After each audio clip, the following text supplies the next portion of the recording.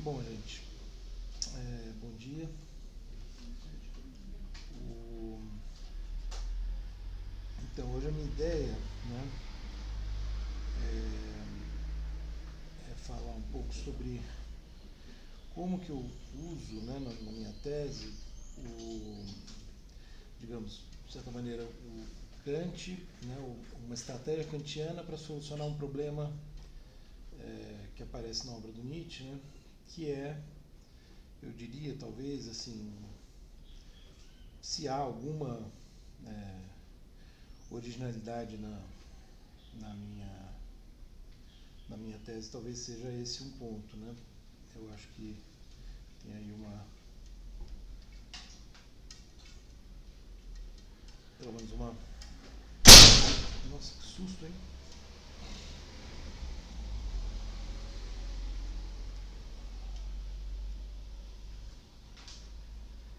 É,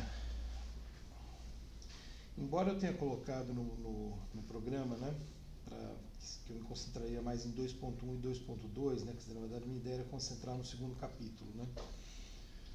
É, eu acho que o núcleo dessa ideia, dessa tese, está no 2.5 e 2.6. Mas eu vou explicar um pouco o parágrafo, o capítulo 2, né, na verdade, talvez seja interessante falar um pouco sobre o percurso. Né? Na última aula eu me concentrei, né, quer dizer, basicamente a gente viu a introdução, né? É,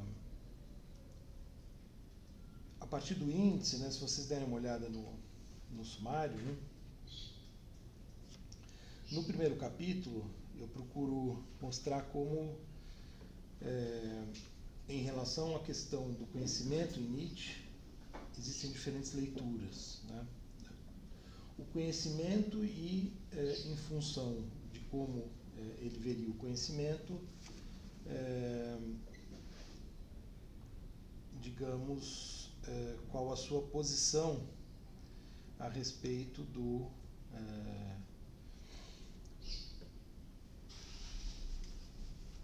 vamos dizer, do mundo, né?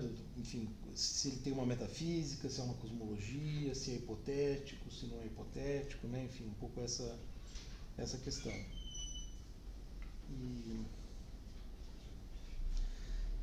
E quanto a isso, acho que eu, né, já comentei um pouco com vocês, né? A leitura do Nietzsche ela é muito marcada, no primeiro momento, pela, né, isso não está aqui, né, na minha tese, mas ela é muito marcada pela apropriação nazista, né? Quer dizer, o Nietzsche no primeiro momento ele é bastante lido, né, já no século XX, né, em vida ele teve, né, muito pouca leitura, muito pouco sucesso, né? Ele tem uma penetração maior talvez entre escritores, artistas do que no meio acadêmico, né, na universidade alemã, né, se pega nos anos 10, né, nos 1900, 1910, o panorama acadêmico alemão é mais dominado pelo neocantismo, pela fenomenologia, né? Então você tem, enfim, o próprio idealismo ainda, né? Quer dizer, discussões com o idealismo alemão. Então, dizer, esse é o principal viés assim que domina, né, a discussão acadêmica. O Nietzsche ele vai ser, vai ficar em evidência, digamos assim, né? Vai se tornar um objeto de discussão e polêmica maior por conta da apropriação nazista, né?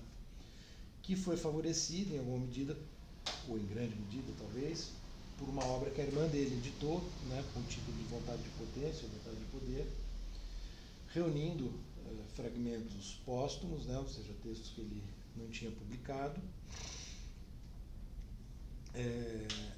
e que, né, de alguma maneira favorecia uma leitura mais pró-Alemanha, né, pró-pan-germanismo, digamos assim, que era um pouco, né, que é um contexto que já estava, como eu já comentei, né, posto ali na Alemanha desde a unificação em 1871, né, a ideia de, uma vez, né, firmado, no processo de firmar a identidade, a própria identidade, né, do povo alemão, a ideia de uma expansão militar, né, e daí o pan-germanismo, né, quer dizer, a ideia de uma expansão. E inclusive a Alemanha, né, isso é um dos fatores assim, que ajuda a entender também um certo ressentimento que havia, né, em relação aos outros países europeus. A Alemanha não participou da partilha do mundo, né, que os europeus fizeram, né, Américas e África, Oriente Médio, Sudeste da Ásia, né, tudo isso foi basicamente, né, dividido entre Portugal, Espanha, Inglaterra, França, né, Holanda, a Alemanha não, a Bélgica um pouco, né, enfim, a Alemanha não participou, né, desse processo. E, enfim, e tinha também já, né, quer dizer, isso na Europa toda, mas na Alemanha de maneira forte, o antissemitismo, né, e a irmã do Nietzsche era casada com um militar, tinha um pouco esse viés, então, né, militarista, pan-germanista, antissemita, e de alguma maneira essa compilação favoreceria uma leitura nessa direção, que foi feita, né, nos anos 30, já no contexto do nazismo, né, tem um autor importante, que é o Boimler, que é um intérprete, né, que faz uma leitura que vai nessa direção, um intérprete um pouco mais sofisticado, né, porque tem a leitura mais vulgar que havia na época, né, então, né, a gente já falou sobre isso, que pega o Übermensch, né, associa ao Führer, né, coisas desse tipo. E a vontade de poder, né, quer dizer, essa ideia de mais, seria também uma maneira de justificar, né, a afirmação da identidade alemã num processo de expansão e não de mera sobrevivência ou contentar-se com, né, o que já estava dado. E aí, bom, nesse contexto, o Heidegger vai fazer uma leitura que também usa muito essa obra, mas não é uma leitura de caráter nazista, né? Na verdade o Heidegger vai fazer uma leitura que é muito mais, digamos, histórico-filosófica mesmo, né? Dentro de uma estratégia que era própria das leituras que ele fazia. Né? O Heidegger tem textos sobre um monte de autores da história da filosofia, uma maneira muito peculiar de fazer a história da filosofia, que é muito interessante, né? É claro, é filosófica, né? Ele dialoga com os autores, ele faz, no caso do Nietzsche, inclusive ele usa essa palavra na abertura dos 2 volumes, né, que são os cursos que ele deu entre 36 e 41, mais ou menos, 36 e 40, enfim, né, segunda metade dos anos 30, Auseinandersetzung, né, que é uma confrontação, então, entre um e outro, né, como se você se coloca no ponto de vista do outro para, ao mesmo tempo com isso, dar vazão ou, enfim, de alguma maneira,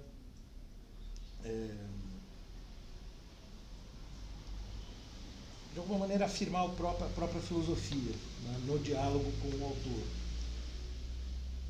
E aí, nesse contexto, né, surge uma leitura filosoficamente muito forte do Nietzsche, como, né, e aí a tese polêmica do Heidegger é colocar o Nietzsche como metafísico, né, como mais um dos grandes sistemas metafísicos da história da filosofia ocidental, com a qual, né, ele dialoga desde o começo, e em Ser e Tempo, né, ele abre a obra, né, se referindo a essa história como uma história que acabou conduzindo ao esquecimento do ser, né, porque haveria basicamente, né, a gente estava falando sobre isso depois da aula, né, na semana passada,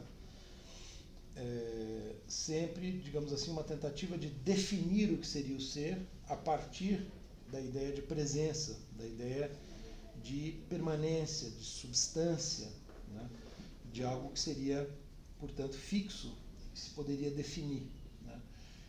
Que talvez, se a gente quiser, remonta, né, em última instância, a Parmênides, né. Se a gente pensar na discussão lá, Parmênides e Heráclito, né, ser versus vir a ser, e embora o Nietzsche já seja, né, eu falei disso algumas vezes, né, um autor que tem forte inspiração no Heráclito, e, portanto, né, uma filosofia que seria uma filosofia do vir a ser e não do ser, ao definir a vida como vontade de poder, né, e a gente vai ver, por exemplo, uma afirmação, dentre outras, né, que aparecem, né, no Além do Bem e do Mal, é quando ele diz: a vida é essencialmente vontade de poder, né. Afirmações como essa são características do que o Heidegger considera metafísica, porque você está, de alguma maneira, definindo com um conceito fixo o que seria o ser, né? O que seria a essência do mundo, da vida, da existência, em última instância, né? E ele está tentando romper com isso, né? Então, vamos dizer, tem o famoso mote, né, do existencialismo que está em Heidegger e Sartre, né, que é a ideia de que a existência precede a essência, né, e não a essência precede a existência. Então, e aí a existência é algo fundamentalmente aberto,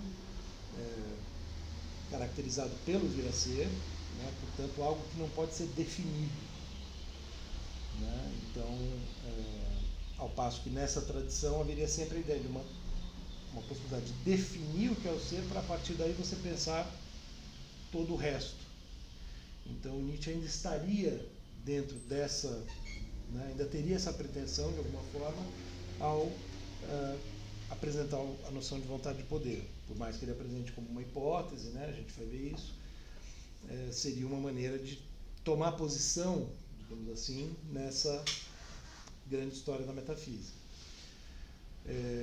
Bom, e aí vai haver uma reação a essa leitura do Heidegger, né, no sentido de mostrar que o Nietzsche não pode ser considerado metafísico, porque ele se contrapunha à metafísica, e o que ele chama de vontade de poder, de alguma forma, é justamente algo cambiante, plural, na verdade são vontades de poder no plural sempre, quer dizer, ele não está propriamente definindo, quer dizer, não seria um conceito unívoco, um conceito fechado, né?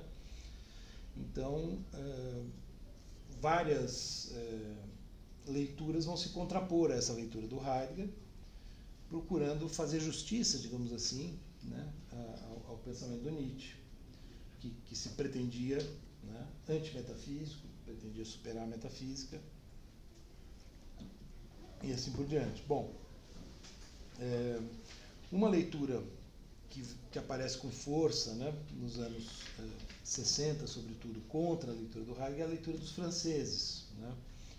Então, né, de autores como Deleuze, Derrida, Foucault, né, o Lebrun, que tem uma influência grande aqui no Brasil, que vão ver no Nietzsche, fundamentalmente, um filósofo cujo principal motor de pensamento, digamos assim, cuja principal virtude é a crítica que ele faz à própria tradição ocidental, essa mesma, né, que o Heidegger, na qual o Heidegger está mantendo o Nietzsche preso, né, digamos assim. Então eles vão pensar o Nietzsche muito mais como uma, né, eu usei essa expressão até no título aqui da sessão 1.3, né, uma caixa de ferramentas, que é uma expressão que aparece no Foucault, né, no Lebrun também, enfim, que a ideia é justamente que o Nietzsche ele oferece ferramentas para fazer, né, a crítica de discursos instituídos, oficiais, né, tradicionais, que é uma coisa que o Foucault vai explorar bastante, né, nos livros dele, como a história da loucura, a história da sexualidade, né, em que ele tenta mostrar como um certo discurso se institui, né, vamos dizer, como uma perspectiva que tem uma certa dimensão de poder. Então, para estabelecer uma norma, para estabelecer um certo padrão, né, então, por exemplo, no caso da loucura, né, você estabelece o que seria o normal e com isso você exclui, né, o que seria o louco, né? Então isso, né, seria uma maneira pela qual o discurso, sobretudo o discurso médico, né, se institui, justificando, validando uma certa noção normativa de normalidade. Mas então, vamos dizer, o Nietzsche seria fundamentalmente uma filosofia crítica, né, que permite fazer esse exercício crítico, mas que não teria, ou pelo menos para eles isso não é tão relevante, né, um sistema filosófico, uma face propositiva, né, tão forte. Mesmo os conceitos como vontade de poder, eterno retorno, seriam ferramentas, né, digamos assim, né, que podem ser usadas nesse sentido. E aí eu vou colocar, né, duas outras tentativas de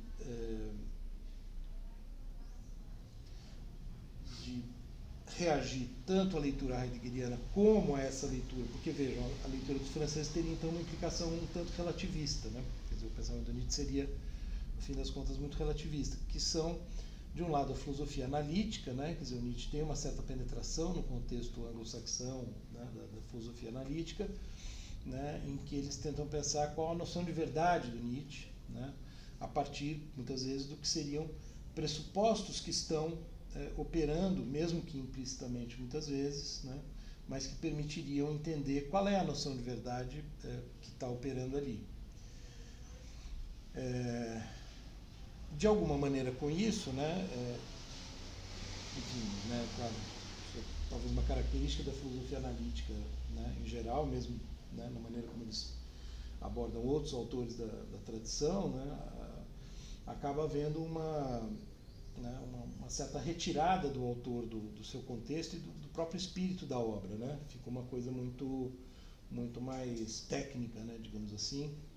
Enfim, isso é discutível também, mas aí eu apresento a posição, né, que seria aqui no Brasil da Scarlett Martin, né, mas que tem também inspiração em autores como o Miller Lauter, né, o Gunther Abel,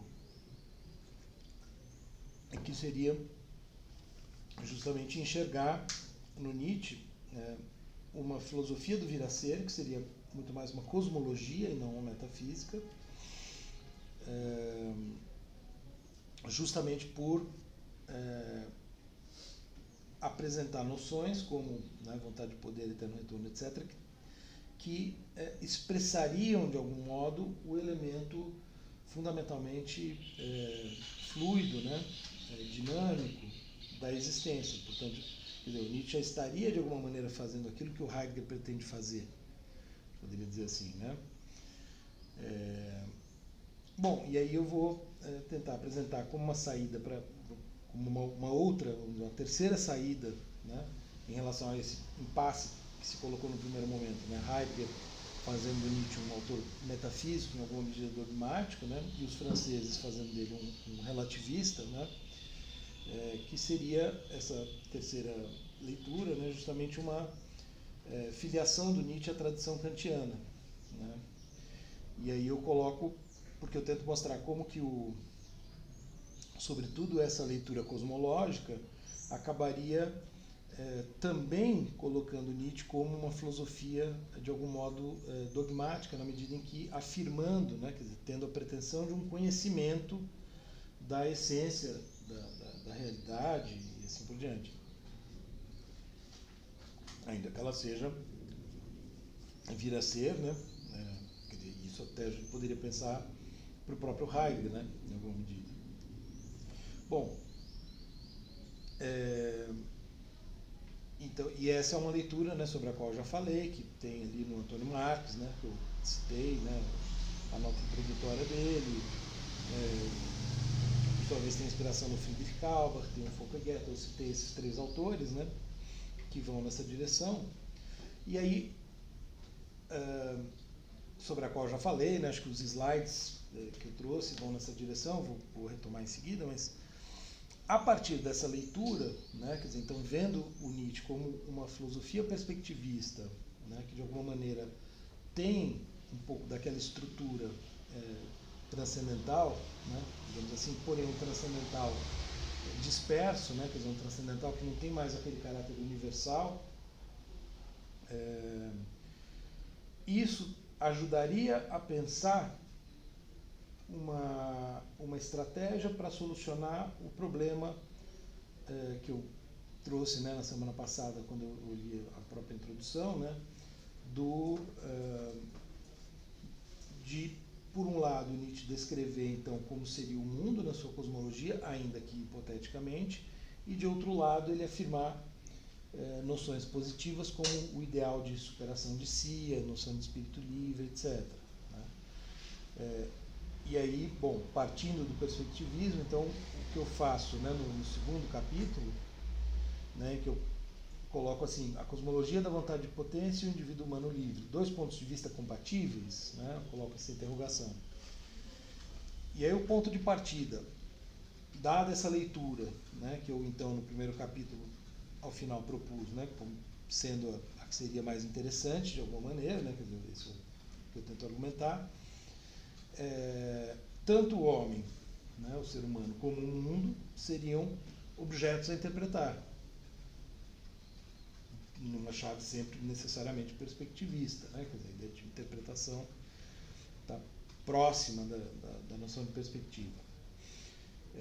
E aí, ao interpretar, né, ao constituir então o que seria o seu sistema de hipóteses, como eu chamo aqui no 2.2, né, o Nietzsche tentaria pensar o homem unido ao todo do mundo, né? Quer dizer, sem a cisão que haveria na tradição ocidental, assim, aquele dualismo que vê, né, isso de maneira muito forte na filosofia moderna, sujeito de um lado, objeto do outro, né? Homem de um lado, mundo do outro.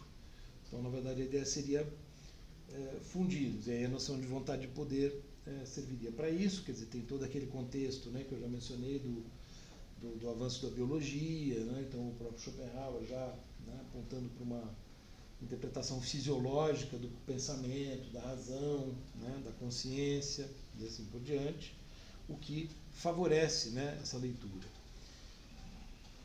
E esse sistema de hipóteses, se a gente adota esse sistema, se a gente pensa o mundo nessa chave, isso tem consequências que eu chamo aqui, entre aspas, de consequências práticas. Embora o Nietzsche evite, né, essa terminologia tradicional, né, a gente viu como Kant aceita como, né, praticamente um dado, né, a divisão da filosofia em teórica e prática, retomando uma distinção que vem lá dos gregos, né, de Aristóteles. O Nietzsche evita, né, todo esse repertório, né, tradicional, digamos assim, esses conceitos, né, então por isso que eu coloco práticas entre aspas, né, mas a gente teria consequências do ponto de vista de como agir no mundo, né, quer dizer, o que vai nos motivar, o que vai, enfim, suscitar um certo modo de agir, né. E aí aparecem noções como, né, o espírito livre, o ideal de passar, né, além do homem, enfim, né, a ideia do super-homem, a superação de si, etc., como valores positivos, né, que permitiriam pensar uma espécie de ética, se a gente quiser, né, uma certa ética da autenticidade, para usar uma expressão do Charles Taylor, né, que ele tem um livrinho chamado A Ética da Autenticidade, que ele tenta mostrar justamente, né, o Taylor, esse livro vem na esteira de um dos principais livros dele, que é As Fontes do Self, que ele faz uma análise, né, de como a história da filosofia compreende o eu, né, e, né, então, em autores como Nietzsche e como Heidegger, os existencialistas em geral, se você tem uma ética muito mais da autenticidade do que uma ética, por exemplo, como a do Kant, que seria uma ética universalista, né? Uma ética mais centrada na autorrealização, né?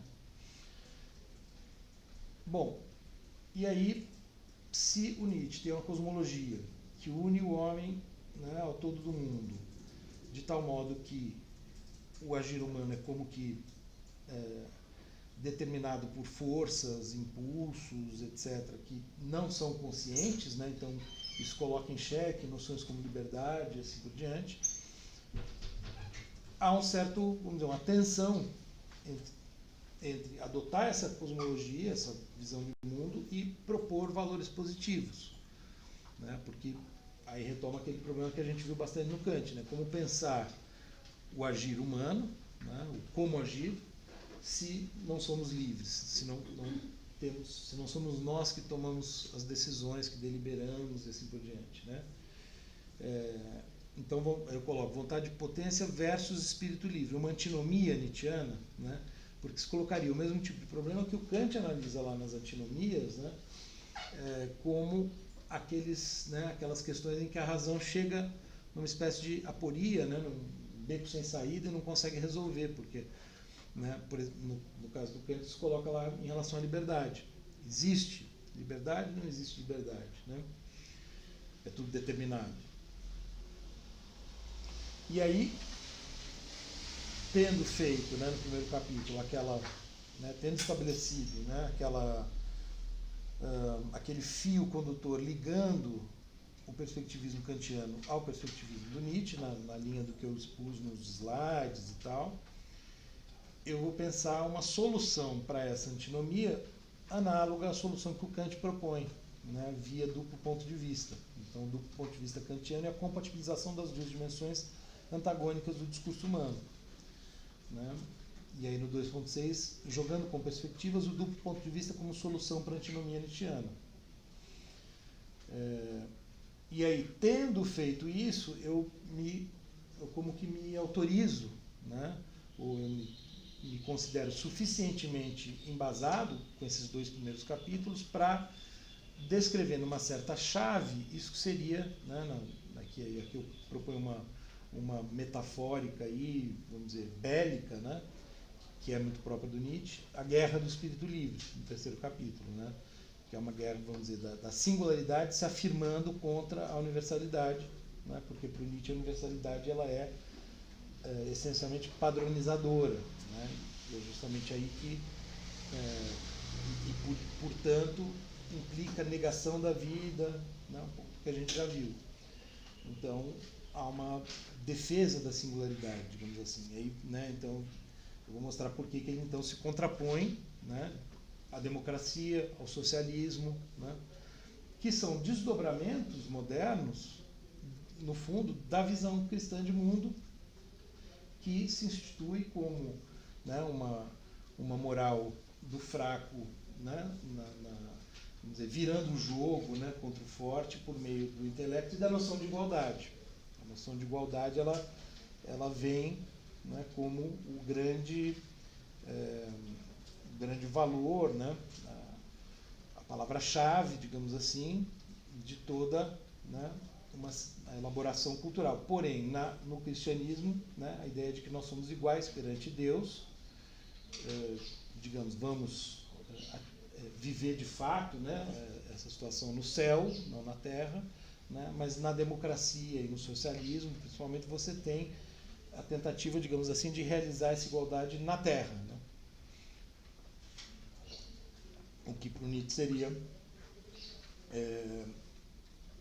contrário a essa afirmação da singularidade. Né? Enfim, aí eu colocar nas trincheiras da subjetividade, o espírito livre se arma para o combate, tudo que é profundo é uma máscara, uma frase do Nietzsche, né? Então o espírito livre circula despercebido em território inimigo, né? Um pouco a ideia enfim, de como que o espírito livre sobrevive, por assim dizer, né? Num contexto democrático, né? E aí, desmascarando o sacerdote ascético, o espírito livre passa a ofensiva, porque, vamos dizer, é como se ele estivesse vendo o problema na época dele, em que Deus morreu, né, como a gente já viu, são esses, né, são esses desdobramentos tardios do cristianismo, né, que já não tem em Deus o centro, democracia e socialismo. Porém, o que está por trás disso? É o cristianismo. Né, e a figura, o tipo, né, dominante nessa visão de mundo é o sacerdote ascético. E aí que tem, vamos dizer, no homem moderno, democrata, né, o que Nietzsche também chama de último homem, né, entre aspas, e no socialista, etc., ou no cientista, né, como eu já falei, né, figuras, vamos dizer, que são como que diferentes versões desse tipo fundamental, que ainda estaria operando. E aí depois, né, a vontade de poder, de potência como contramoral, o espírito livre avança sobre as linhas inimigas. Né? Então, uma vez que ele desmascara, né, que ele mostra o que está por trás, ele ataca, né, e com isso conseguiria de algum modo e o próprio, né, quer dizer, aí, claro, vou usando passagens do Nietzsche, né, que ele escreve a sua própria tarefa, né, então tem a parte da guerra em que ele diz não, a parte em que ele diz sim. Né? Então eu estou jogando um pouco com isso. Tem toda uma parte que é fundamentalmente que corresponde àquela parte crítica, né, que os franceses valorizam, que é de destruir o inimigo, mas para poder avançar. Né? Quer dizer, porque senão ele ficaria no niilismo. Né? Você só destrói e, né, fica uma completa ausência de valores, né? Mas não é o que ele quer. Né? Pelo contrário. Então tem a afirmação de uma outra moral, né, digamos assim, de uma outra ética, né, que seria justamente, né, uma ética da singularidade que se afirma, uma vez que ela pode se afirmar, porque ela só pode se afirmar se há essa dissolução daquilo que domina a cultura ocidental, que é a padronização, né? É interessante que o próprio Heidegger, em Ser e Tempo, né, na segunda parte da obra, né, o que a gente tem é justamente um movimento de singularização em que se rompe com o que ele chama na primeira de impessoal, né, que corresponde em alguma medida a isso que o Nietzsche identifica, né, como essa padronização, o rebanho, né? Então você tem a possibilidade de sair do rebanho, digamos assim. Sair entre aspas, né, claro, porque você continua vivendo, né, no mundo e, enfim, tendo, né, que se alimentar, né, e coisas desse tipo que o Nietzsche, aliás, para as quais o Nietzsche dá bastante atenção. E aí no último capítulo, né, eu coloco como título Um Balanço da Guerra, né, possíveis significados da transvaloração nietzschiana, assumindo então que esse processo que eu descrevi no 3 seria a transvaloração. Então aí, o indivíduo que vingou o espírito livre declara a vitória e promulga a nova lei, né? É uma coisa que ele coloca lá no Anticristo, né? E aí eu vou no 4.2, é aquilo que eu mencionei, né? Um pouco a partir nesse contexto do balanço, tentar pensar a política, né? Então, a universalidade do singular, pensando a questão política a partir da liberdade espiritual. E aí, do espírito livre, né? Aqui eu estou assumidamente descolando um pouco mais do texto para poder pensar a política, né? Porque o Nietzsche, de fato, não tem uma reflexão propositiva sobre a política que permitisse fazer isso. Enfim, esse é um pouco o percurso geral. Mas vejam, né? O cerne da tese, porque é o que permite fazer, né, esse percurso, está em como compatibilizar a cosmologia da vontade de poder e essa noção de uma liberdade aí, né, enfim, uma liberdade que não é a liberdade no sentido kantiano, porque a liberdade no sentido kantiano, em última instância, é a própria lei moral, né, se afirmando. Enfim, então uma noção diferente, mas, né, compatibilizar isso para poder falar, né, nos termos em que eu vou falar nessa parte, no terceiro capítulo principalmente, né, e mesmo no quarto, mas enfim. Então é quando eu torno possível e plausível esse discurso em se tratando do Nietzsche, porque senão, né, e é isso que eu tento mostrar, por isso que eu falo também numa antinomia nietzschiana, mas uma antinomia também dos leitores, das interpretações do Nietzsche, né? Porque por que o Heidegger vai para um lado, os franceses para o outro? Por que tem essa tensão? Porque uns vão explorar mais o lado cosmológico, digamos assim, e outros vão explorar mais o lado dos valores, né, que ele está afirmando. Então, eu vou falar um pouquinho mais, quer dizer, eu vou me concentrar no 2.5 e no 2.6, porque são justamente onde eu acho que está né, o núcleo. Eu tinha colocado 2.1, 2.2, né, mas, enfim, ali é onde eu estou apresentando o problema, mas a solução, né, digamos assim, então, sem dúvida, né, a leitura de 2.1 e 2.2 é fundamental para entender, né, essa parte que na qual eu vou me deter um pouco mais. Então, inclusive no 2.5, eu faço um repasse que pode ser interessante também, do primeiro capítulo, né? Então, de novo, né, o 2.5 é o duplo ponto de vista kantiano e a compatibilização das duas dimensões antagônicas do discurso humano. Aqui, na verdade, vejam, o problema que aparece, que eu estou, né, na maneira como eu estou caracterizando esse problema no Nietzsche, cosmologia versus espírito livre, né, é o mesmo problema que está presente, em alguma medida, quer dizer, é o mesmo problema que está presente no Kant em termos de necessidade natural versus liberdade, né, ou seja, determinismo versus liberdade. É o mesmo problema que se coloca no âmbito, no plano teológico, se a gente pensar, né, como eu já disse algumas vezes, se Deus é onisciente, porque já sabe o que vai acontecer, então já está determinado como a gente vai agir. Então como é que eu posso falar em livre-arbítrio? Né? Então tem uma tensão entre a onisciência e a onipotência de Deus e o livre-arbítrio do ser humano. Então esse problema, né, entre um mundo determinado de acordo com certas regras, sejam elas regras de Deus, da natureza, né, ou da vontade de poder, e, de outro lado, a possibilidade de pensar o agir humano como livre, né, é uma tensão que sempre aparece. Então, são duas dimensões antagônicas do discurso humano em geral. Né, por isso que aqui, né, eu estou falando do discurso humano em geral. Então, esse problema ele sempre reaparece para nós. Então, né, eu estou tentando mostrar como, né, no Nietzsche estaria presente também. Apesar do Nietzsche, né, sem dúvida, né, ele tem uma tentativa, né, uma insistência grande, né, em se descolar de tudo que é próprio da tradição filosófica. Né. A questão é que ele, e aí acho que o Heidegger, né, tem algum mérito, né, por mais que ele queira, né, ele nunca vai deixar de estar inserido no interior dessa tradição. Quer dizer, ele está se contrapondo, mas ele está justamente se contrapondo, está afirmando uma perspectiva a partir de outra. Né? Quer dizer, de onde ele parte, e aliás isso é absolutamente coerente com a própria ideia de perspectiva, ele parte da história de vida dele, ele parte da cultura dele e assim por diante. Né? E a gente já viu que ele é filho e neto de pastores. Né?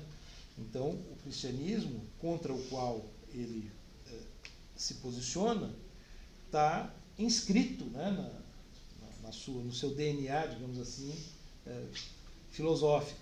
Né? Ele tem sangue de teólogo, para usar a expressão que ele mesmo usa. Né?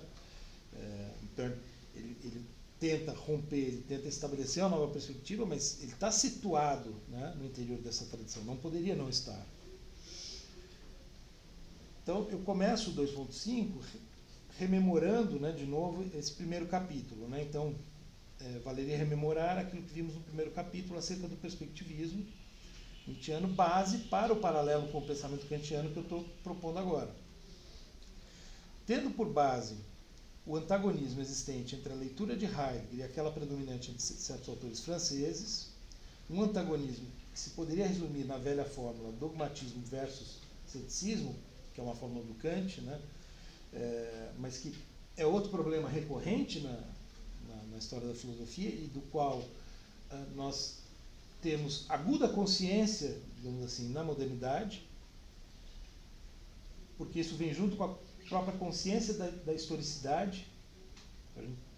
Né? No conhecimento da história da filosofia, a gente vê o quê? Bom, você tem sempre, né, alguém afirmando uma certa visão de mundo, né, um certo sistema teórico, e alguém se contrapondo a isso dizendo, olha, mas como é que você pode afirmar isso? Não dá. Né? E questionando a possibilidade do conhecimento, questionando a possibilidade da verdade. Isso, se a gente quiser, um primeiro lance, né, desse embate, a gente tem lá quando os sofistas aparecem e colocam em xeque a filosofia que se fazia até então, a filosofia pré-socrática. E Sócrates, Platão e Aristóteles constituem, né, ainda que cada um a seu modo, uma reação a isso. Quer dizer, então você já tem em Platão uma tentativa de fazer filosofia sem ser dogmático, né? Claro, são termos anacrônicos, né, para a maneira como mas sem cometer os erros ingênuos, digamos assim, dos pré-socráticos, mas também sem cair no relativismo implicado pelos sofistas. Né? Então, por isso que os sofistas são o grande inimigo a ser combatido.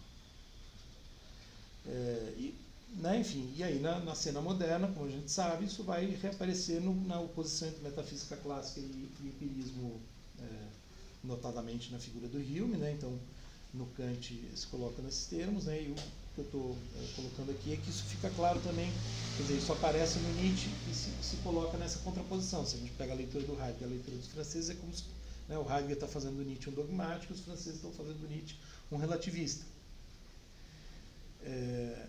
Então, partindo daí, né, examinamos diferentes propostas voltadas a escapar desse dilema, conservando tanto o aspecto construtivo quanto o destrutivo presentes no pensamento de Nietzsche.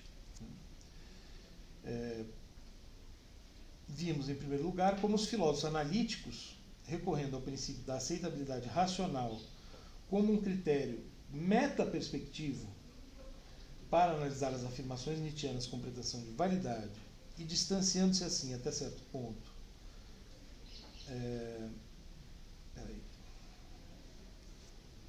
Distanciando-se assim até certo ponto.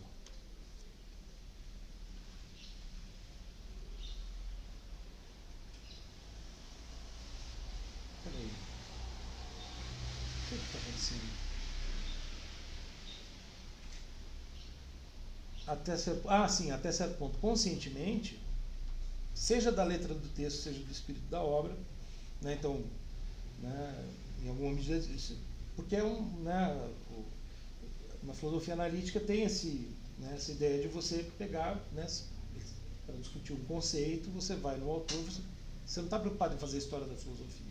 Né? Eles estão preocupados em fazer a história da filosofia como, né, se faz, né, de uma certa maneira na filosofia continental. Quer dizer, se a gente quiser pensar essa oposição, né, muita gente também tem questionado ultimamente, né, até que ponto há essa contraposição tão forte entre filosofia analítica e filosofia continental. Né? Mas, pensando nela, um pouco a diferença está aí. Né? Se a gente pega, notadamente, por exemplo, né, uma certa tradição francesa que veio para cá, né, de fazer a história da filosofia procurando respeitar o autor, né, estudado e tentar reconstruir como ele pensava, né, a filosofia analítica vai buscar um conceito, né, tira aquilo ali, né, e deixa partes da obra fora. Então não há uma pretensão de ser fiel, digamos assim, ao autor estudado. Mas não deixa de ser, né, quer dizer, de colocar questões interessantes. Né? Porque eles, por exemplo, vão pensar, bom, de um ponto de vista, e aí tem uma ideia de plausibilidade, aceitabilidade racional, que, vamos dizer, eu coloco metaperspectiva, porque ela serve de critério para pensar as diferentes filosofias. Né? Então eles estão pensando, bom, o que aqui no Nietzsche está operando, né, como noção de verdade que seja plausível. Enfim, ao fazer tudo isso, eles acabam por deixar aos leitores nietzschianos a salutar exigência, né, embora por um lado se distanciando, de prestar contas acerca das condições de possibilidade, por assim dizer, de sua visão filosófica do mundo. Né? Claro, aqui eu coloco condições de possibilidade já meio puxando, né, para um vocabulário kantiano. Né? Exigência esta que não seria satisfeita, segundo nossa interpretação, pelos intérpretes da assim chamada terceira margem. Né? Essa é uma expressão da Scarlett. Pretendendo assentar a cosmologia nietzschiana numa certa cientificidade e acreditando haver, né, então, um embasamento forte na ciência, e acreditando haver na afirmação do caráter relacional, plural e cambiante do mundo uma ruptura completa com a metafísica ocidental, né, como se isso, vamos dizer, como se fosse assim, olha, a filosofia ocidental, toda a história é parmenidiana, digamos assim. Né? Então, se o Nietzsche realmente é fiel a Heráclito, ele só por isso já estaria rompendo com essa tradição.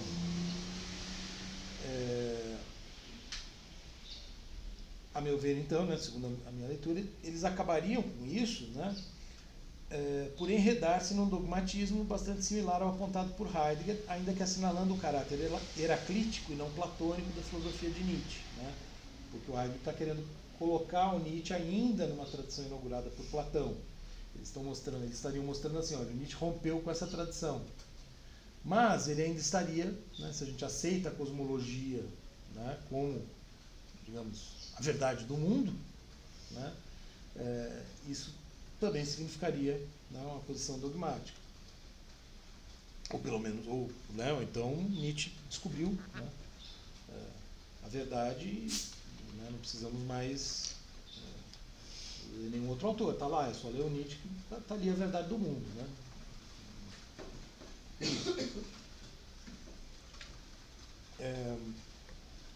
Quanto aos leitores kantianos, entre aspas, por fim, vimos que sua solução... Eu estou na página 153, não sei se... Estou no começo do 2.5, né? Quanto aos leitores kantianos, por fim, vimos que sua solução para a dificuldade acima descrita, sem perder de vista a exigência colocada pelos analíticos, isso é interessante, né? Porque há um diálogo com esse problema colocado pelos analíticos. Ou seja, que tipo de verdade está operando aí? Né? Até que ponto eu posso afirmar as teses? Ou até que ponto o Nietzsche pode afirmar ele mesmo as suas teses em sentido forte? Ou é fundamental apresentá-las como hipóteses? Tem um diálogo aí com a própria filosofia analítica, né? Então, a solução estaria em admitir o foco perspectivador individual, mas vejam, individual aqui, talvez eu devesse até ter colocado aspas, né, para suavizar um pouco, pode ser o indivíduo humano, mas pode ser, esse foco perspectivador, ele pode estar centrado numa cultura, por exemplo, né, numa época, num povo, numa nação, numa língua, né? Então, talvez singular é uma palavra melhor, digamos que, né, quando a gente fala individual, pensa no indivíduo humano, né? Então, estaria em admitir o foco perspectivador singular, sucedâneo flexibilizado do sujeito transcendental kantiano, como base para a construção, né? Isso aqui é bem o que eu apresentei naqueles slides, né? Como que do sujeito transcendental kantiano a gente vem parar nesse foco perspectivador singular, né? Que, portanto, né, se espalha, né? Tá aí. E cujo a priori, como eu coloquei no slide, seria determinado fisiológica e culturalmente, né? E biologicamente também, se a gente quiser, quer dizer, o próprio DNA, né? DNA aí no sentido literal também influencia. Então, a solução estaria nisso, né? Em colocar nesse foco perspectivador, colocá-lo como base para a construção de um sistema de hipóteses, que seriam metafísicas, mas não dogmáticas, justamente porque são hipóteses, e se são hipóteses admitem, né, a possibilidade de outras hipóteses. Hipóteses voltadas a fornecer uma explicação abrangente da realidade.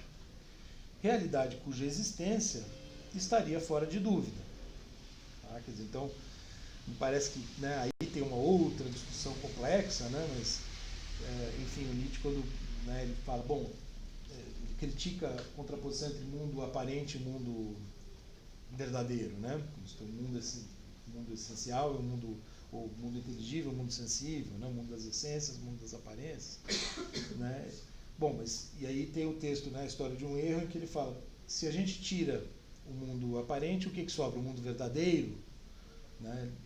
Ele zomba um pouco dessa ideia, porque na verdade o que sobra é né, acho que daria para colocar nesses termos, é a realidade, né? É o mundo interpretável. Né? Portanto, nem verdadeiro no sentido forte, nem aparente, porque não é de mentira, né? Não é ilusório, como o idealismo forte afirmaria, né? Inclusive o próprio Schopenhauer. Então, é um mundo interpretável. Tá? Foi essa chave, precisamente, que adotamos para interpretar, já no presente capítulo, alguns dos principais conceitos propostos por Nietzsche, seja para uma compreensão mais descritiva da realidade, centrada na vontade de potência, seja para uma compreensão mais normativa do homem, centrada no ideal do espírito livre, que tem a ver com aquela ideia da superação, né, da constante superação que eu coloquei num dos nossos slides. O que nos levou a identificar como que por trás da radical inversão conceitual operada pelo movimento transvalorador, a persistência de uma tensão que acaba por manifestar-se em todas as filosofias que pretendem dar conta dessas duas dimensões explicativas do mundo. Então, veja, essa mesma tensão que está sempre presente, né? Como eu dizia há pouco. Enquanto se descrevem os acontecimentos, seja, então, né, estou sentindo agora, seja numa chave teológica, seja numa chave física determinista, mecânica determinista, seja numa chave cosmológica da vontade de poder. Então, enquanto se descrevem os acontecimentos, percebe-se a presença de alguma lei ou força cuja vigência independe do ser humano, né? E que o conduz como a uma marionete. Em qualquer acepção determinista que a gente adote, né? seja Deus conduzindo, digamos assim, os acontecimentos, sejam as leis da natureza, seja essa cosmologia da vontade de poder, o acaso que seja, né? O homem seria uma marionete. Nós seríamos marionetes do destino. Isso quando estamos descrevendo. Enquanto se pensa o viver humano, de outro lado, né, concebem-se valores em que poderíamos, em alguns casos, né, para alguns deveríamos, no caso do Kant, deveríamos, de forte, mas enfim, valores em que poderíamos pautar-nos para tomar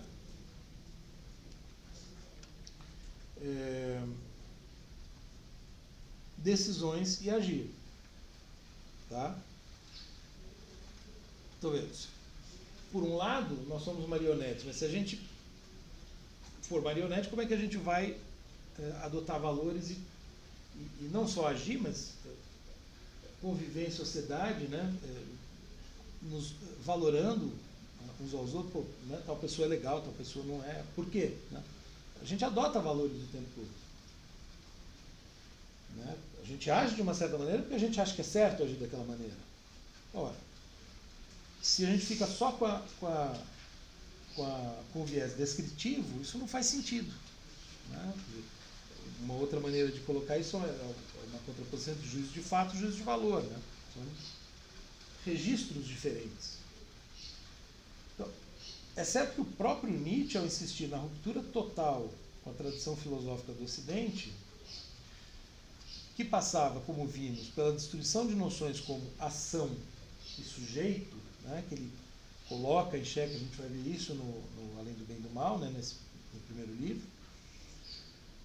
Então é certo que ele, né, ao insistir nessa ruptura, não se deixaria descrever nesses termos. Quer dizer, Nietzsche, certamente ele não quer ser descrito nesses termos, e os nietzschianos, digamos, mais ortodoxos, que são, né, os cosmólogos, digamos assim, não aceitam, não gostam, né, de ver o Nietzsche descrito assim. Mas a insolubilidade do problema, nos seus próprios termos, atestada, né, pelo fracasso dos intérpretes mais ortodoxos, ou por aquilo que eu estou chamando de fracasso, né, não nos parece deixar outra saída senão a de verificar, em conformidade com a proposta de transitar experimentalmente por diferentes perspectivas, que é essa ideia de filosofia como experimento, né, uma ideia que aparece bastante no Nietzsche. Então, a proposta de transitar, né, em conformidade com essa proposta, verificar, sem nos fixarmos em definitivo em alguma dessas perspectivas, se a ideia kantiana de um duplo ponto de vista, permitindo ao homem pensar-se ora como submetido à necessidade natural, no caso de Nietzsche, ao fluxo do devir, ora como livre, isto é, capaz de determinar-se a ação por meio da lei moral, no caso de Nietzsche, por meio do ideal do além do homem, ou da superação de si, né? Se isso não seria, como sugerido há pouco, uma ideia favorável à preservação dessas diferentes dimensões do pensamento nietzschiano, evitando-se tanto o solipsismo de um relativismo autorreferencial, né, que tem um pouco de diálogo lá com a filosofia analítica, né, como o absolutismo de um devir aceito como autoevidente, que é um pouco que eu tento associar a essas leituras que eu estou chamando de mais ortodoxas, né, quer dizer, é uma espécie de absolutismo, né, de um devir aceito como autoevidente, como se então, né, o Nietzsche estivesse de fato, né, mostrando, olha, está aqui a verdade, leiam minha obra e pronto, está resolvido. Né? Bom, aí a partir daqui, o que eu faço nessa sessão? Né? Eu vou pular, né, eu vou resumir a ideia de duplo ponto de vista, quer dizer, eu vou apresentar aqui, né, de maneira breve, a ideia do duplo ponto de vista, tal como Kant a desenvolve na terceira seção da fundamentação da metafísica dos costumes, né, em que ele coloca esse problema, e justamente, né, eu citei uma ou duas passagens, enfim, citei o texto, né, em aulas, quando a gente estava vendo Kant, né, quando eu estava falando da filosofia moral do Kant, textos como esse, né, consideramos como livres na ordem das causas eficientes, para nos pensarmos submetidos a leis morais na ordem dos fins, e depois pensamos como submetidos a essas leis porque nos atribuímos a liberdade. Né? Então, de um lado, nós estamos submetidos à lei da natureza, de outro lado, né, aquela ideia do duplo ponto de vista. Né? Então, eu faço um repasse aqui, né, eu reconstruo um pouco a argumentação do Kant para apresentar, né, para o leitor o duplo ponto de vista. E é interessante que o Kant, né, ele próprio, esse é um argumento interessante também a favor do perspectivismo, né? O Kant muitas vezes ele coloca, né, esse do ponto de vista, né, como um experimento, né? Olha, vamos ver se não funciona melhor pensando assim. Se a gente não consegue encontrar uma solução mais interessante para esse problema pensando desse jeito. Então tem um pouco sempre, né, esse elemento, claro, né, um experimento que vai dar, que supostamente deu certo e portanto ele resolveu a coisa, né, no âmbito da moral principalmente, né, porque tem a pretensão de fundamentar, né, para valer o imperativo categórico, etc., mas ele usa muito esse recurso, né, do experimento. Bom, então,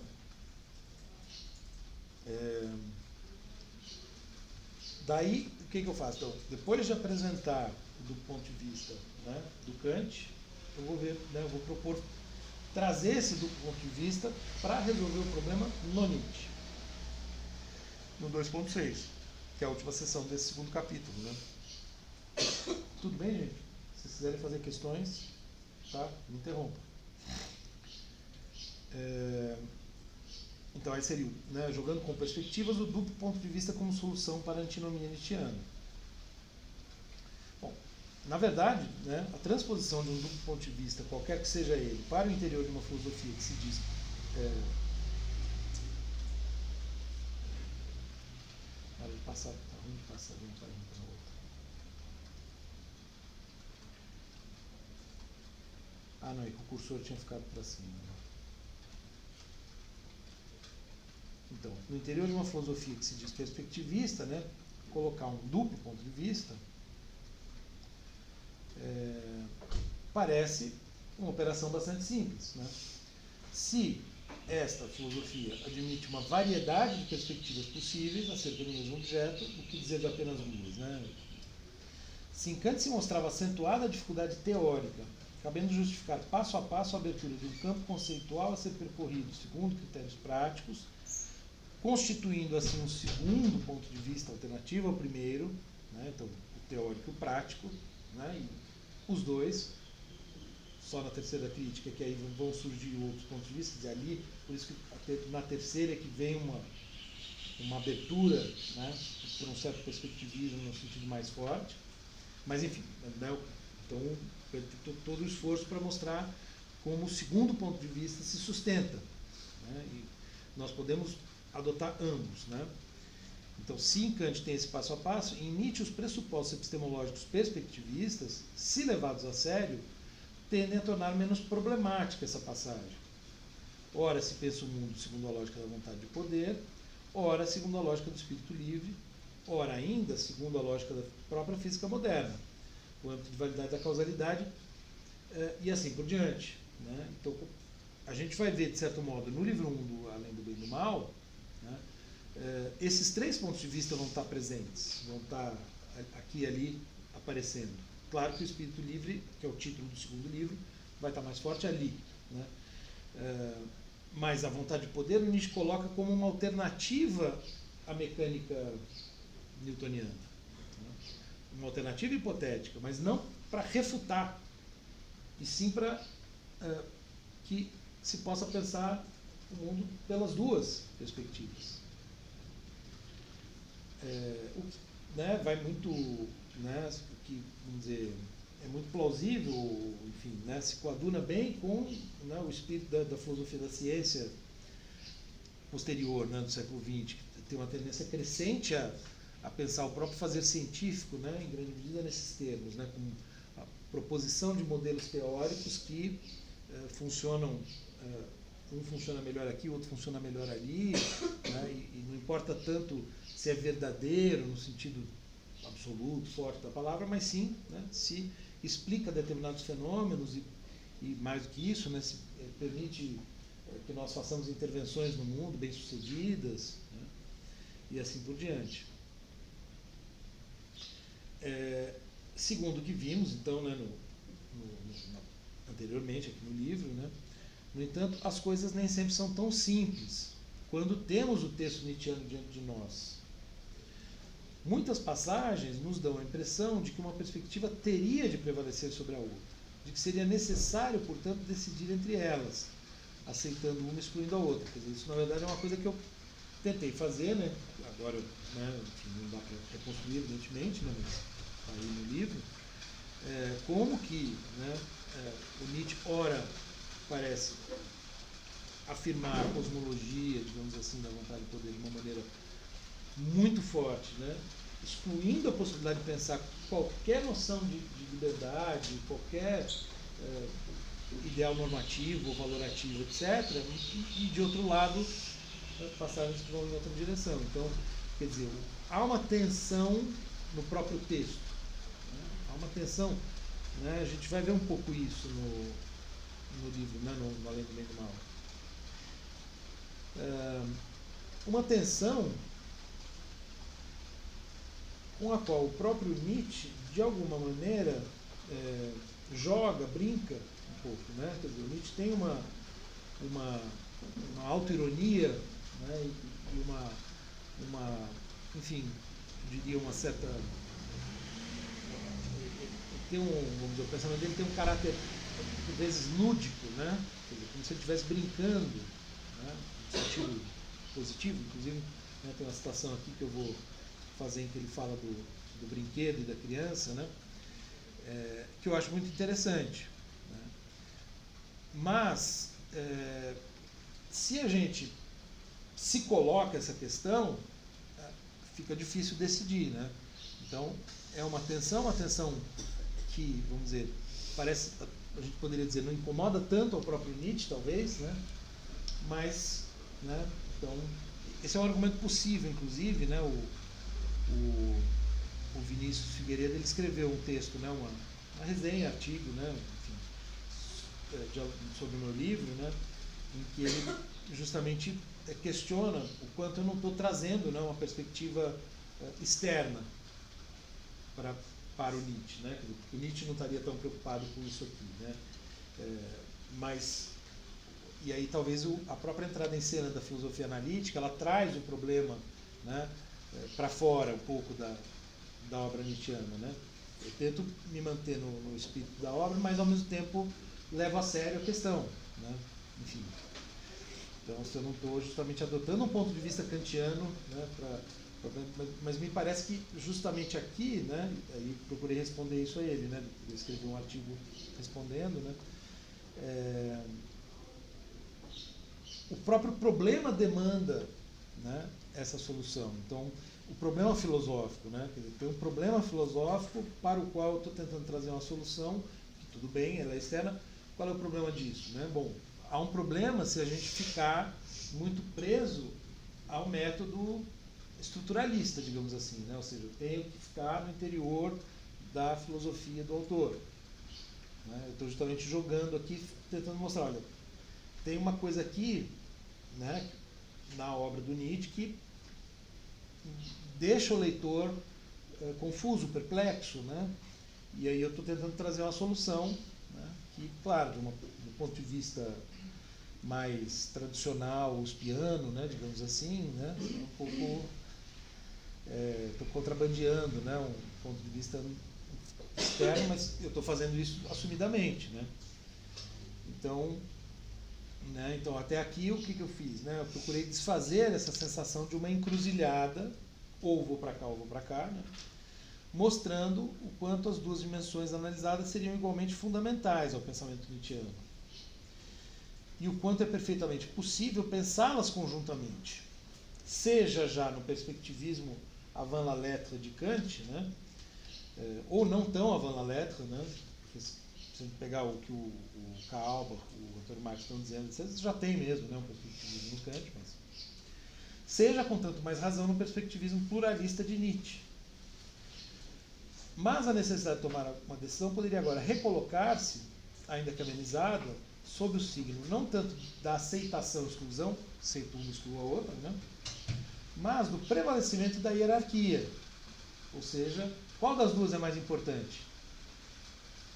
Assim como em Kant, pensando o mundo inteligível como fundamento do sensível, isso foi uma citação que eu trouxe, né, da fundamentação, acaba por haver um primado da prática, também em Nietzsche deveríamos perguntar-nos se não haveria entre o espírito livre e a vontade de poder alguma relação hierárquica a permitir falar num primado, entre aspas, de um sobre o outro, o que nos traz de volta ao problema de um critério metaperspectivo que permitisse decidir, dadas duas ou mais perspectivas, qual a melhor, qual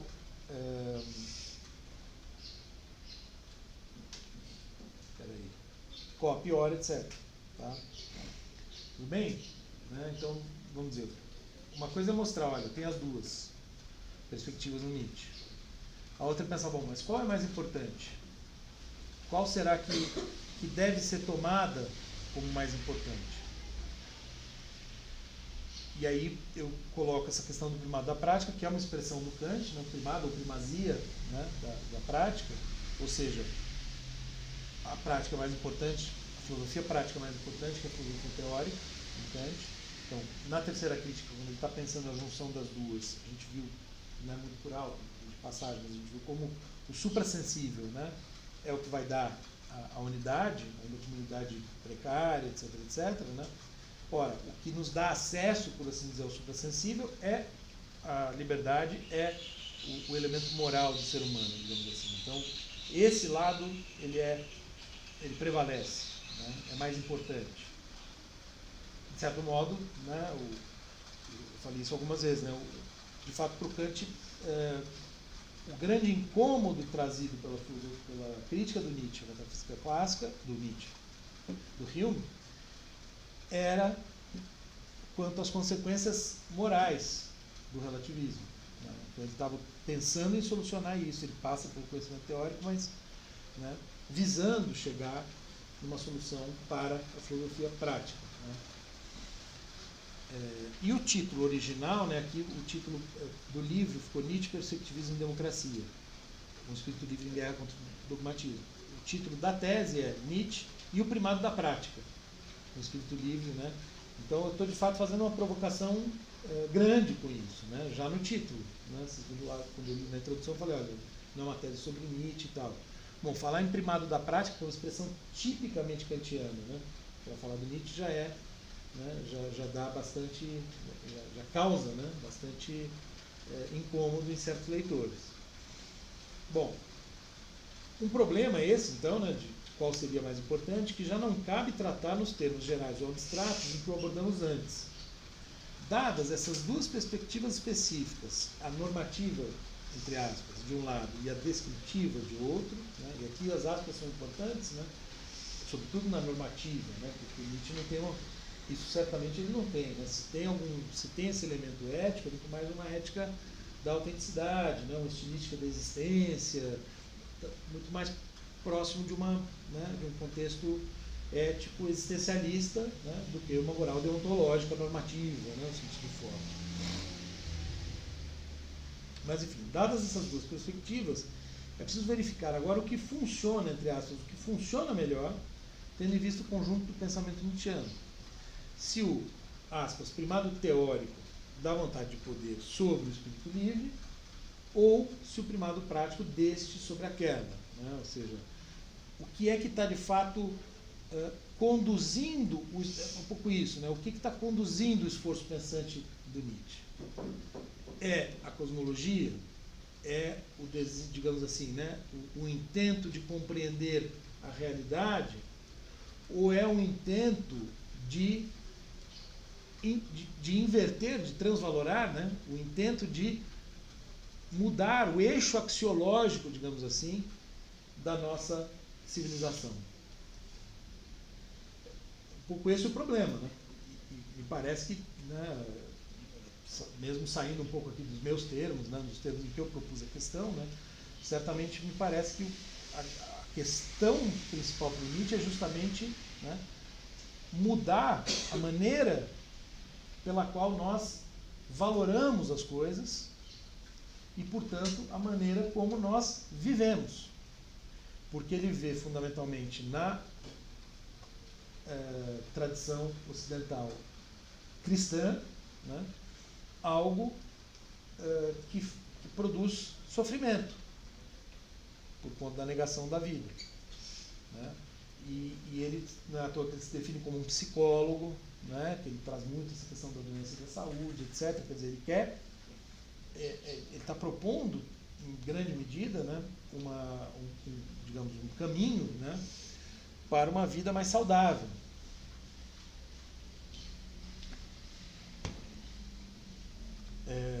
Porque, né, o que ele está vendo, né, como em todos os desdobramentos, nas diferentes figuras em que, né, a visão judaico-cristã, grega, greco-romana, todo esse caldo cultural, né, que nos constituiu, né, que constituiu a história ocidental, né, é claro que, mas mesmo, né, justamente para a gente pensar, né, contra a cultura ocidental a partir de outras matrizes culturais, etc., como hoje, né, muitos estão fazendo,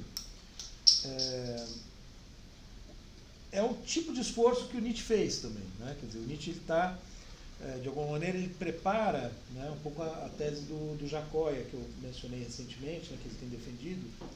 O Nietzsche prepara, ele abre espaço, né, ele está fazendo uma autocrítica no interior da própria, digamos, cultura ocidental, europeia, etc., né, que prepara a possibilidade de um diálogo com as outras culturas, né? Justamente porque não está mais aqui o padrão de verdade. Bom, então, primado teórico ou primado prático? Quanto ao primeiro caso, primado teórico, teríamos aquele tipo de leitura analisado anteriormente que concede à cosmologia nietzschiana um papel de tal modo central na constituição do seu pensamento filosófico que a própria ideia do perspectivismo aparece mais como característica do mundo, tal como definido nessa cosmologia, do que como condição da formação de qualquer interpretação da realidade, o que abarcaria também a cosmológica. Quer dizer, o Nietzsche não pode se tirar do perspectivismo, né?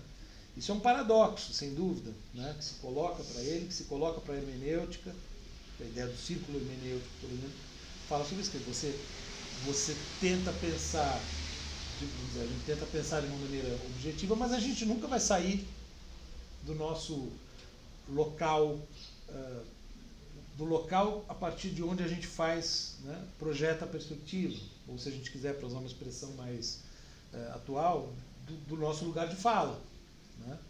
Quer dizer, todo mundo tem o seu lugar de fala, né? Esse é o ponto. E o Nietzsche tem o dele, e ele sabe disso e ele brinca com isso, né, o tempo todo. Mas se a gente assume que a cosmologia está ali, né, e o perspectivismo se explica no interior dessa cosmologia, então, vejam, a própria cosmologia seria, digamos, a verdade, e aí dentro desse mundo verdadeiro, aí você tem, né, as diferentes perspectivas operando.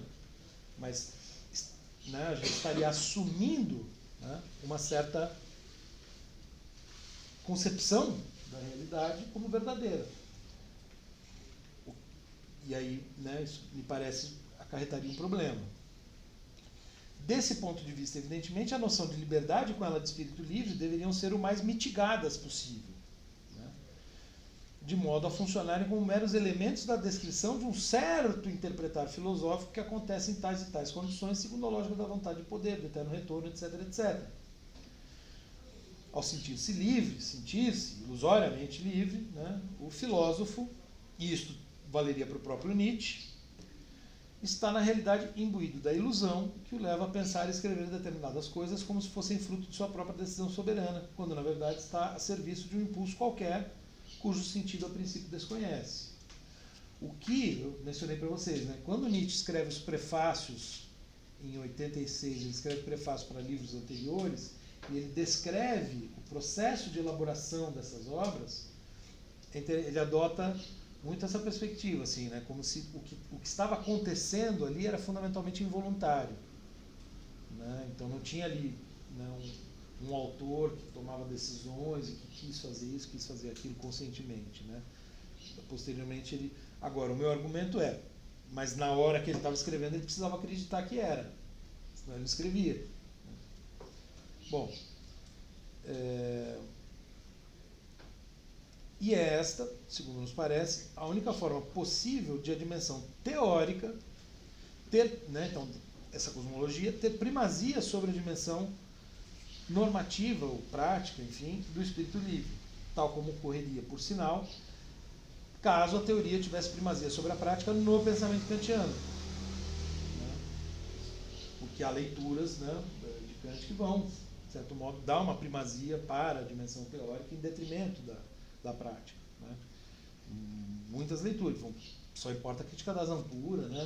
Dão muito valor para a crítica da razão prática.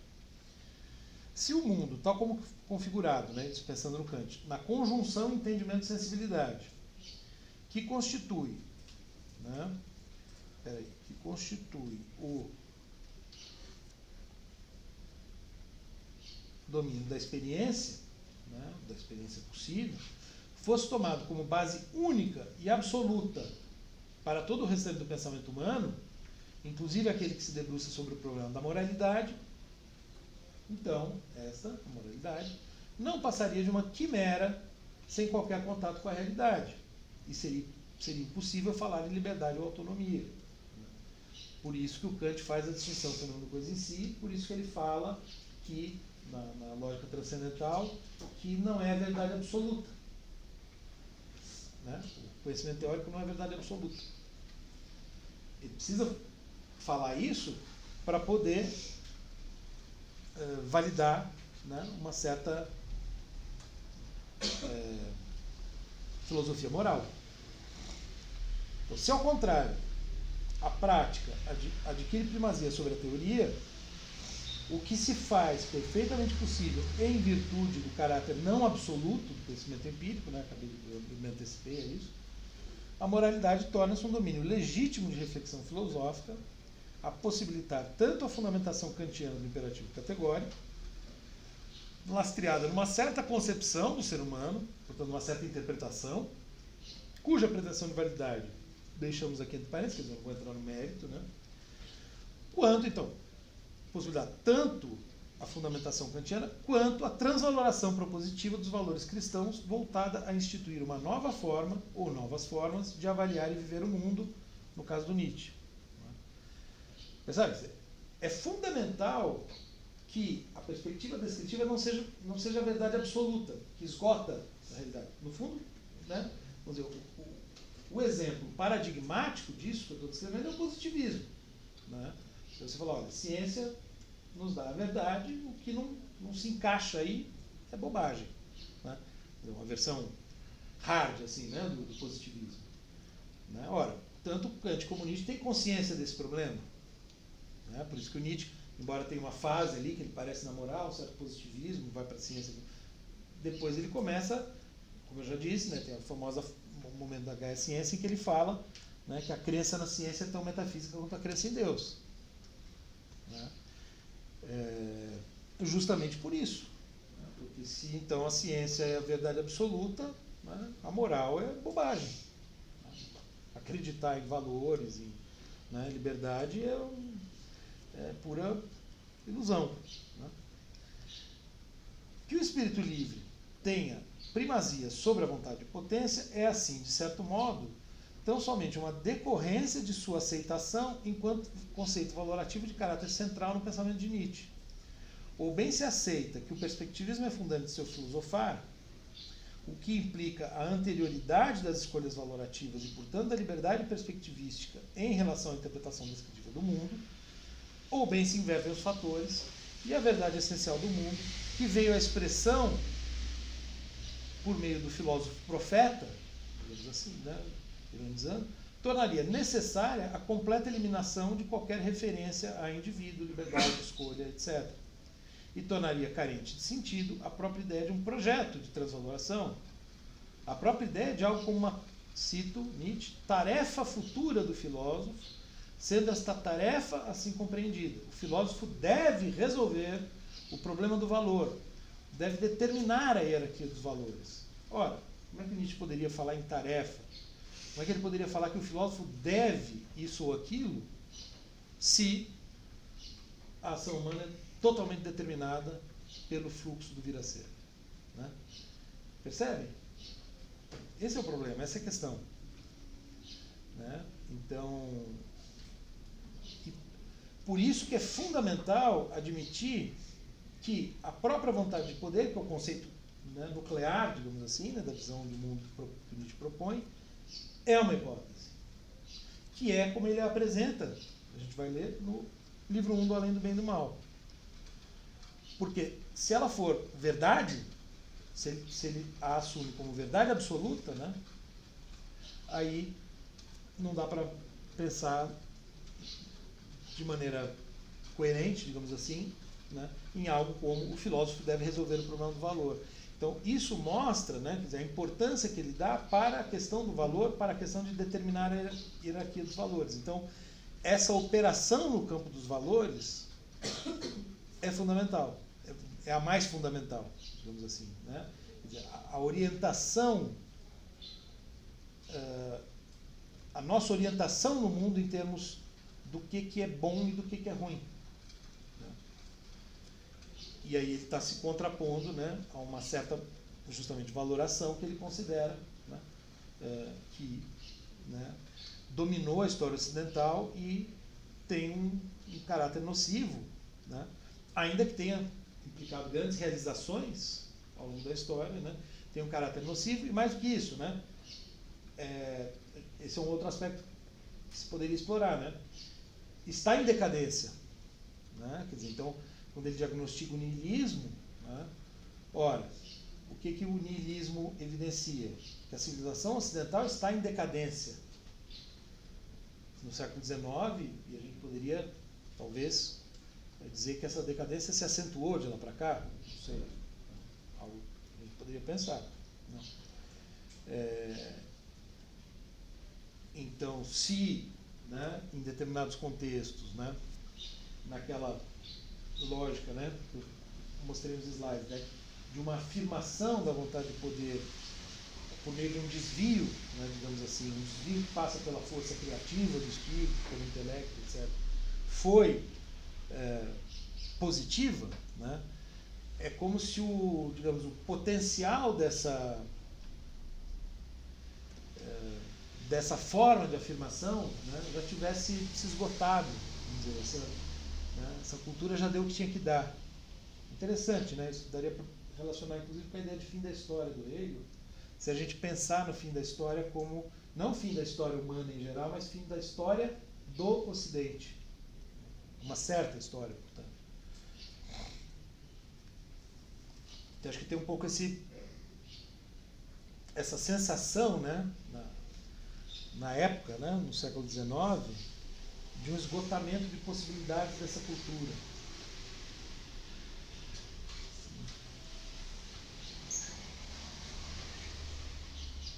Que não deixa, né, de alimentar, de alguma forma, o próprio apelo do nazismo, né, na Alemanha dos anos 30, porque o nazismo se apresenta como uma nova forma cultural. Então, aí, né, seria um dos aspectos em que é possível vincular, né, não que fosse de fato, né, mas se apresentou dessa forma. Isso talvez seja uma maneira também de entender por que tantos intelectuais, né, tantos filósofos, inclusive o Heidegger, né, mas também o Gadamer, também o Ernst Junger e outros, né, de fato apostaram naquilo. Que a gente sabe tudo que aconteceu, né? A gente olha muito tempo depois, tem uma visão, né, da coisa, mas no começo, né, eles estão pensando, bom, isso aqui é né, você tem de um lado os Estados Unidos, né, que seria uma acentuação dessa decadência, e do outro lado tem o stalinismo, né, que seria, pensando do ponto de vista nietzscheano, essa padronização à força, né, do ser humano. Então, enfim, seria uma alternativa, né? Pensando em voz alta aqui a partir dessa ideia de uma decadência da civilização ocidental, né?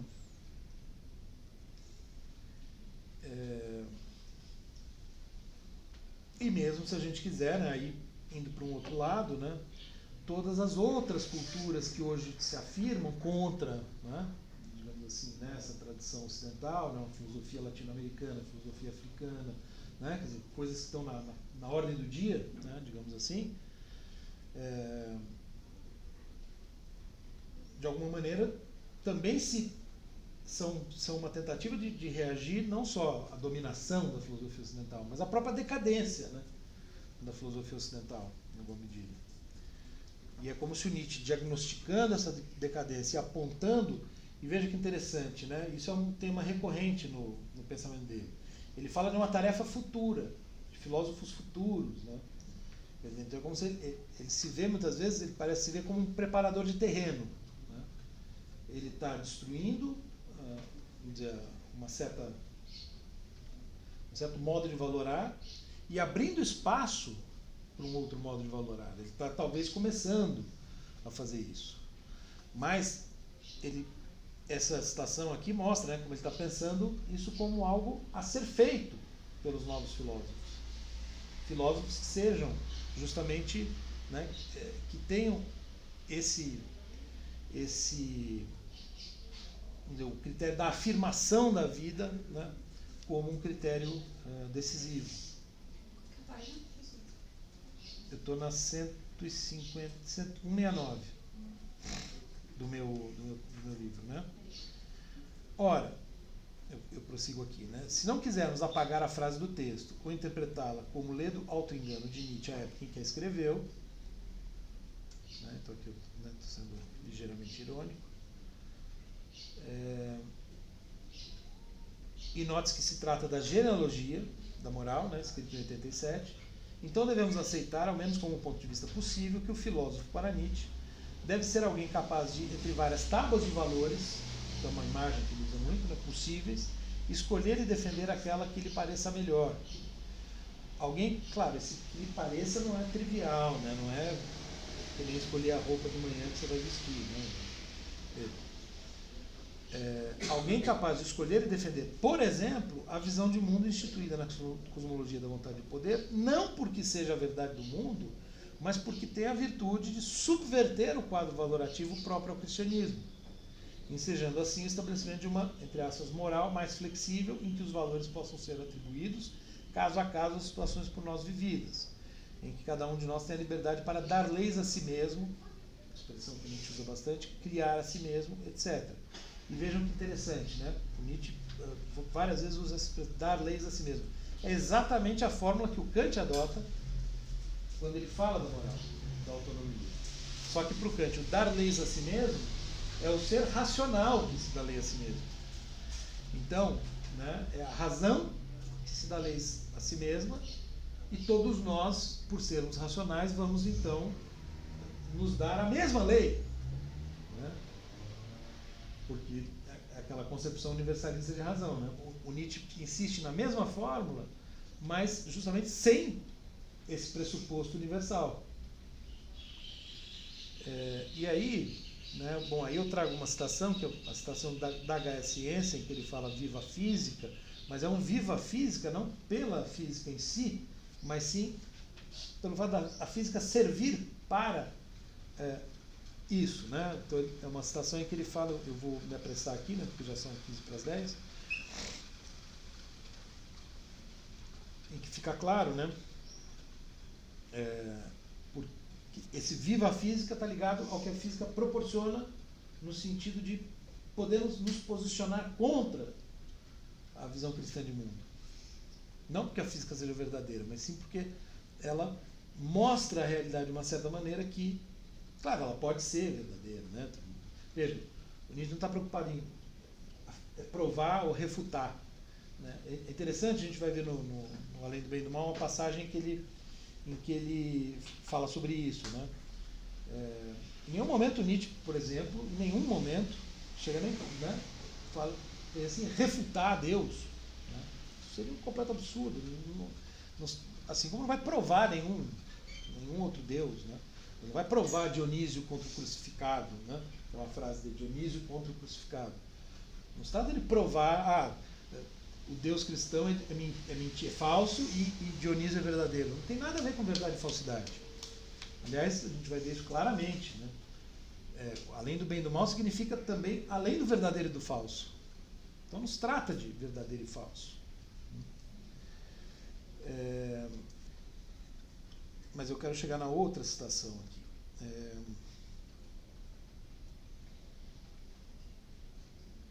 Tá. Então, indo para 172, né? Nada seria mais estranho ao pensamento nietzschiano, desse ponto de vista, do que a pretensão de ter esgotado na cosmologia da vontade de poder todo o mistério do agir e do viver humanos, descrevendo-os apenas como mero jogo de impulsos inconscientes, no qual o ponto de vista do indivíduo não passasse de ilusão superficial, e uma ilusão facilmente descartável, uma vez compreendida a tal verdade fundamental, né? Para mim não faz sentido pensar dessa maneira. Trata-se de uma boa interpretação, sim, essa interpretação, né, do mundo com vontade de poder, e trata-se de uma interpretação que permite falar num jogo, sim, mas desde que se mantenha aberto ao indivíduo humano a possibilidade, aqui eu estou frisando muito porque é um ponto da minha tese, né? Estou jogando força aí, né? Já falei, né? Ação do indivíduo, enfim. Mas desde que se mantenha aberto ao indivíduo humano a possibilidade, hipotética que seja, mas nem por isso falsa, de ser ele o jogador. De ser ele, né, que eu grifei, de ser ele o jogador. De ser ele quem luta por tornar-se independente de todo dogmatismo, exercendo assim sua liberdade, e de ser ele quem, desse modo, adquire o direito, o privilégio, diria Nietzsche, de usufruir a felicidade e a inocência próprias da criança, e usufruí-las, sobretudo ali onde seus ancestrais, inflexíveis e envelhecidos, enxergavam os valores cardinais da existência. E aí eu cito então uma passagem do Além do Bem e do Mal, está no livro 3, uma passagem que eu gosto bastante. Com a força da sua visão e intuição espiritual, cresce a distância e como que o espaço em volta do homem. O seu mundo torna-se mais fundo, aparecem novas estrelas no horizonte, novos enigmas e imagens, novos enigmas. Talvez tudo aquilo em que o olhar do espírito exercitou sua penetração e perspicácia tenha sido justamente exercício, oportunidade para o jogo, coisa para crianças e cabeças infantis. Talvez as noções mais solenes, em torno das quais sempre se lutou e sofreu, os conceitos de Deus e pecado, não venham a nos parecer mais importantes do que um brinquedo ou uma dor de criança para um homem velho. E talvez o velho homem necessite então de outro brinquedo e outras dores. Ainda criança o bastante, uma eterna criança. Então, claro, eu não acredito mais nesse mas eu preciso continuar brincando, né? Eu preciso continuar jogando. De certa maneira, é o que constitui a vida humana, é jogar, é brincar, né? Um pouco isso. Então parece-nos evidente que o ponto de vista dominante nessa imagem que faz lembrar as 3 transformações narradas por Zaratustra, né, em que o espírito ele é camelo por muito tempo, daí ele se transforma em leão, o leão combate, né, o Tudevis, que domina o camelo, então vamos dizer, a valoração dogmática, né, que domina o camelo, é preciso ter a força do leão para combater isso. Uma vez que o leão venceu, a terceira figura é a criança, né? Porque é como se recuperasse a inocência e o espírito de jogo da criança. Então o novo filósofo, ele é de alguma maneira uma criança, né, nesse sentido. Então, esse ponto de vista é o do espírito livre. Isto é, do indivíduo que, através de uma longa e penosa luta de liberdade, né, uma longa marcha do camelo pelo mais ermo dos desertos, e uma luta durante a qual o olhar do espírito exercitou sua penetração e perspicácia. Né? Então ele acaba por dar-se conta dessa rica e divertida possibilidade que é a de brincar ou jogar, tão inocentemente quanto a criança, com os símbolos e imagens que fazem parte do nosso repertório cultural. Então, se Nietzsche critica Kant por extraviar-se de volta para Deus, alma, liberdade e imortalidade, semelhante a uma raposa que se extravia de volta para a jaula, essa é a imagem do Nietzsche para falar da coisa de Kant, né? Trazer de volta Deus, que eu mencionei muitas vezes, né? Tem uma frase do Schopenhauer também, que o Schopenhauer é que fala da volta pela porta dos fundos, né? O Nietzsche usa essa imagem. Então, se ele critica o Kant por isso, não é tanto por ele trazer tais, digamos, metáforas ao texto filosófico.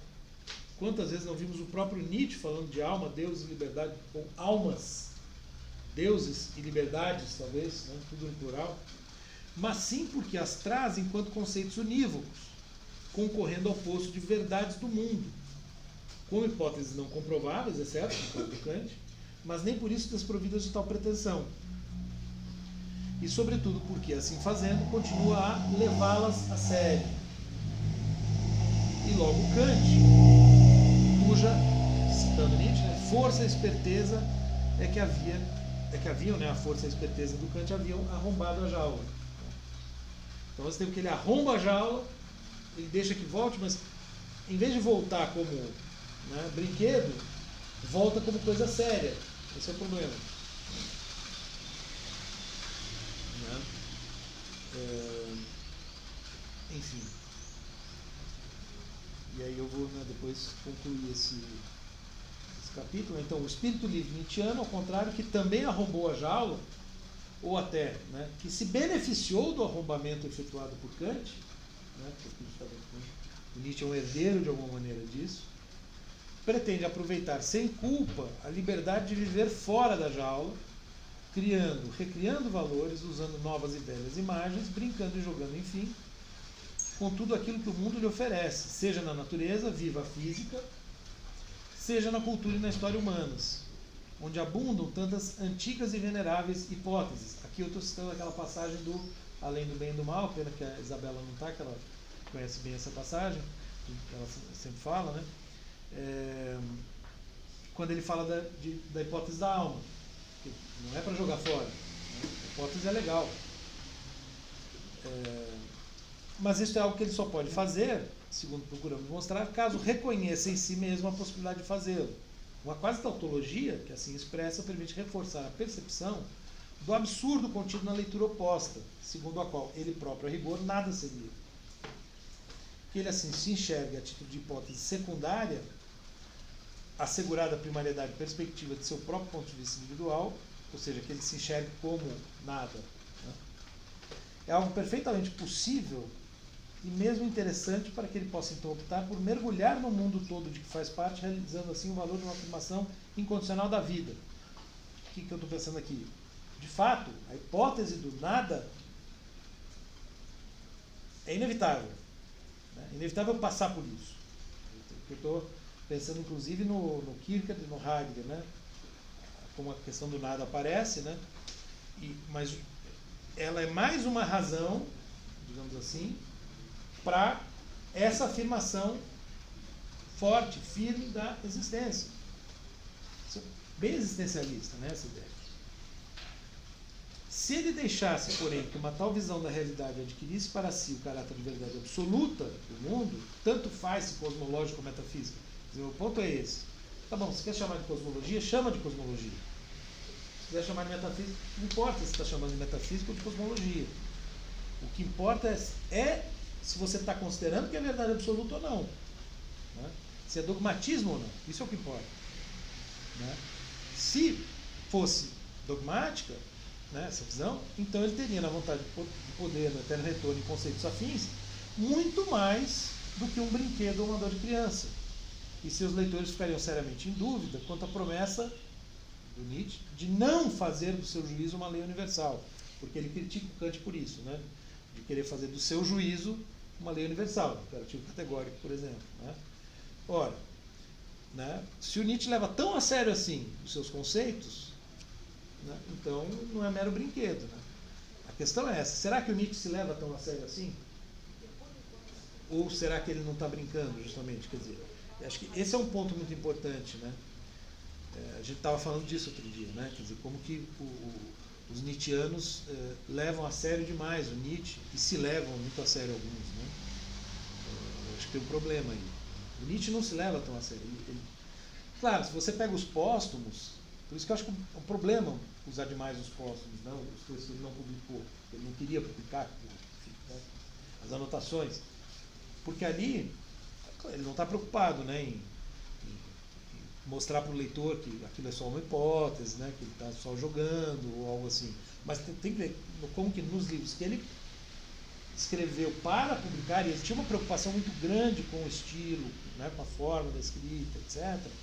Então, tudo é muito bem pensado nos livros dele. Né? Ele sempre tem uma boa dose de autoironia. Mesmo aqueles títulos do final lá do Tiomo, né, que alguns falam, já estava meio maluco, né, por que escrevo livros são bons, porque sou penso aberto, né? Pode ser uma grande zombaria. Fala. No Anticristo, né, ele mobiliza lá o código de Manu, e até parece que ele está defendendo. Né?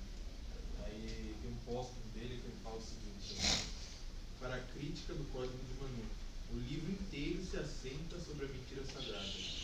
Nós encontramos um tipo de homem sacerdotal que se sente como norma, como ápice, como expressão mais elevada do tipo homem.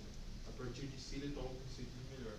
Então, contra o cristianismo, contra o sacerdote do cristianismo, ele usa outro sacerdote. Sim. Então, seria essa... Mas aí ele está mostrando que tem consciência disso, né? Quer dizer, no caso esse póstumo reforça, né, o que eu estou dizendo, porque fala, ó, não vamos levar a sério, né, aquilo ali, né? Mas geralmente ele próprio, nos livros publicados, né, quer dizer, ele ao mesmo tempo que ele propõe, né, ele mesmo mostra que é uma hipótese, que é uma brincadeira, né? Inclusive no parágrafo da vontade de poder, né, que ele coloca como hipótese, né, agora eu não tenho certeza, a gente vai ver, né, nos seminários, né, ele termina dizendo, bom, vocês devem estar loucos para fazer a objeção de que isso é apenas uma hipótese. Ora, tanto melhor, ou seja, isso mesmo, né? Então tem um espírito irônico, sarcástico, operando o tempo todo, né?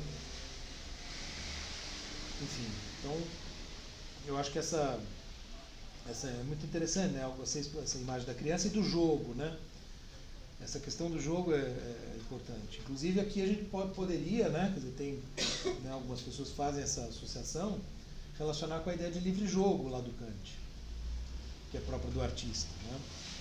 Você tem justamente um livre jogo de imaginação e entendimento que já não tem aquelas regras, né? Então, e é algo que o Kant então passa a valorizar, né, na terceira crítica, que é a crítica mais importante para o Nietzsche. Né? Enfim. Que é para sair da minoridade de ser criança. Um pouco isso. Bom, já são 10 horas. Então, na quinta eu vou fazer na verdade eu vou me concentrar em uma coisa que eu falei na última aula, né? Eu vou até passar no grupo, inclusive o pessoal da noite, né? Que eu acabei não dando aula de quinta-noite. Nos seminários, vocês podem, até deve, uma recomendação, escolher alguns parágrafos para se deter mais naqueles, porque, né, eu coloquei trechos um pouco maiores, né, do que os trechos do Kant que a gente fez em seminário. Então, não se preocupem em fazer uma coisa muito panorâmica, é mais interessante pegar, né, eleger, por exemplo, escolher 3 pessoas do grupo, cada pessoa ficar principalmente com um dos aforismos, né, ou 2, enfim, porque tem alguns que são mais curtinhos, né, alguma coisa assim, né, mas tentar se deter mais em algum ponto, tá?